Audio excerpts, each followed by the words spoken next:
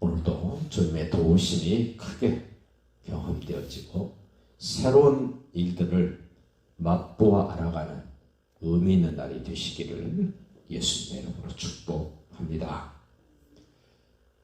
이스라엘 백성들에게 반드시 기억해야 될 명절, 예수가 하나님 아들 그리스도로 믿어진 모든 사람들에게 반드시 기억하고 잊어버리지 말아야 될 명절, 그것이 바로 유월절입니다. 유월절은 이집트에서 아브라함의 후손들이 430년 동안 종살이하던, 노예 생활하던 그 생활을 청산하는 출발점이 바로 유월절입니다. 하나님이 말씀을 합니다. 첫 번째 기적부터 9번째 기적까지 나타냈을 때 이집트 왕 바로가 꼼짝도 하지 않습니다. 그 아브라함의 후손들, 하나님의 자녀들을 이집트에서 떠나게 해야 되는데 절대로 보내주지 않습니다. 그때 하나님이 마지막 10번째 재앙으로 말씀을 합니다. 어린 양을 잡아서 피를 문설주와 임방에 바르고 다른 날과 다르게 그날은 그 어린 양의 고기를 구워서 먹으면서 너희들은 떠날 준비를 해라. 불가능한 일 같았던 이집트로부터의 해방이 그 어린 양의 희생을 통해서 생각지도 않았던 변화가 시작이 됩니다.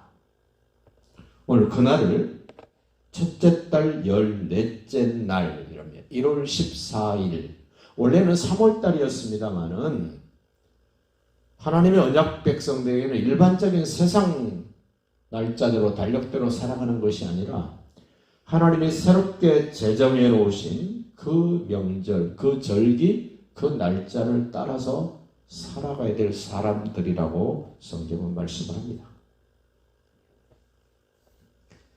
그 유월절을 통해서 어떤 변화가 일어나는가? 제사하는 것은 내용이 나옵니다. 누룩이 없는 전병 구워서 먹어라. 그 무교병. 평소 때는 누룩을 넣어서 부풀게 해서 구워 먹는 유교병을 먹었습니다만은 유월절을 지키는 그 한 주간,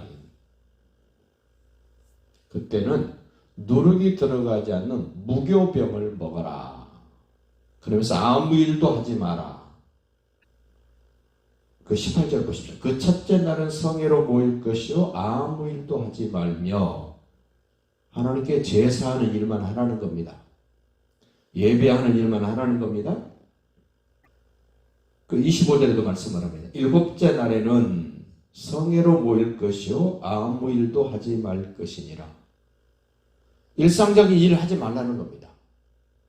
하나님만 생각하고 하나님이 말씀하신 것들을 생각하라는 겁니다. 430년 동안 종살이하던 이집트에서 떠날 수 있었던 것은 하나님의 말씀으로 시작됐습니다. 우리는 기억해야 됩니다. 하나님의 말씀의 힘이 얼마나 대단한가를 성경은 계속 강조합니다.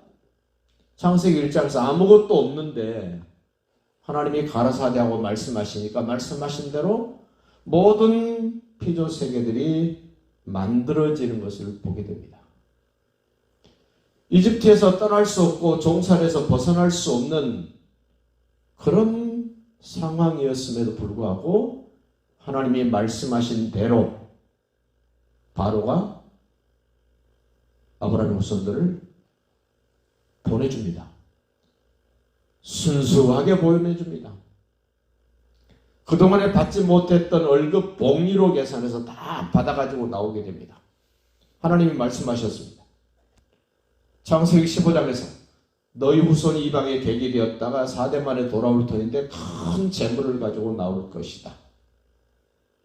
상상도 못했던 일이었습니다마는 하나님은 말씀하신 대로 그대로 이루어 주셨습니다.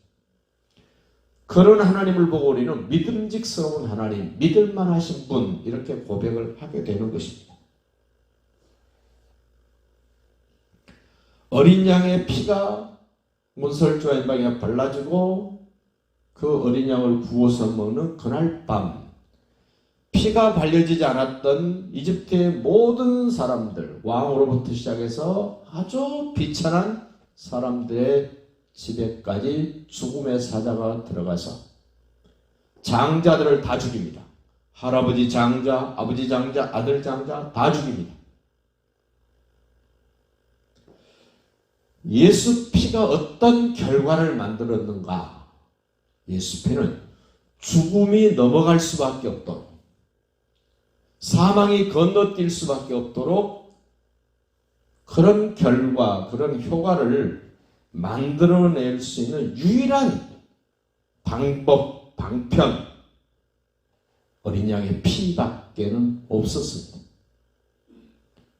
그 어린 양 상징해주는 예수, 그 어린 양이 가르쳐주고 있는 예수, 어린 양의 피가 그런 결과를 만들었다면 실제로 하나님이 말씀하셨던 여인의 호소로 오신 예수님의 피, 그분의 희생, 그 결과가 나에게는 어떻게 나타나는가? 어떻게?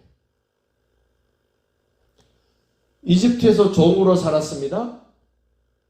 이제는 이집트에서 바로의 종이 아니라 이제는 하나님의 언약 백성, 하나님의 자녀로 삽니다.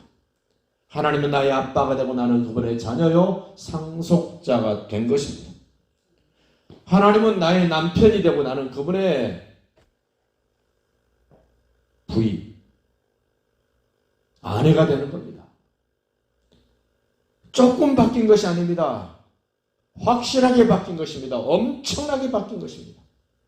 삶의 터전이 바뀌었습니다. 이제는 이집트가 아닙니다. 우리는 예수님 안에 내 인생이 펼쳐지고 있음을 알아야 됩니다. 바로가 나를 통치하는 것이 아니라 예수님이 나를 통치하신다는 사실을 아셔야 됩니다.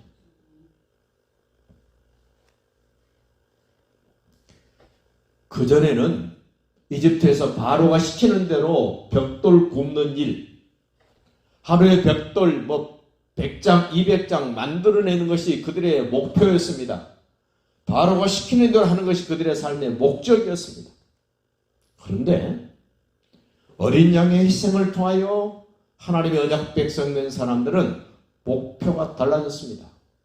벽돌 굽는 일이 목표가 아닙니다. 하나님이 정의로우신 요단을 건너 가나안 땅에 들어가는 것이 그들의 목표였습니다. 예수가 하나님의 그리스도로 믿어진 사람들인 우리도 내 삶의 목표가 예수님 믿기 전의 모습과는 달라야 됩니다. 바뀌어야 됩니다. 확실하게 바뀌어야 됩니다. 하나님의 나라를 위하여 나는 살아가야 될 내 삶의, 내 인생의 목표가 있습니다. 예수님이 이끄는 대로 따라가야 되겠다는 내 삶의 의지가 있습니다. 목표가 그렇게 바뀌었다면 목적도 바뀌어야 됩니다. 하나님의 뜻을 이루어드리기 위한 목적,